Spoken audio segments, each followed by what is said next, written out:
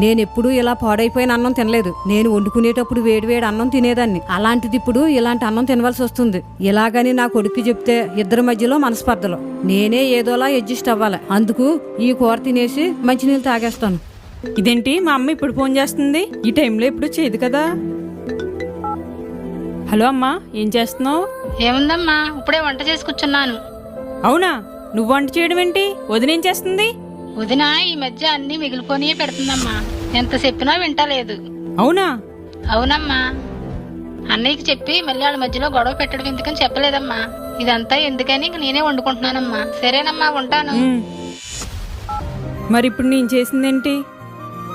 ఇంకెప్పుడు ఇలా చేయకూడదు. నన్ను నేను మార్చుకోవాలి. అత్తైనా అమ్మైనా ఒకేలా చూసుకోవాలి.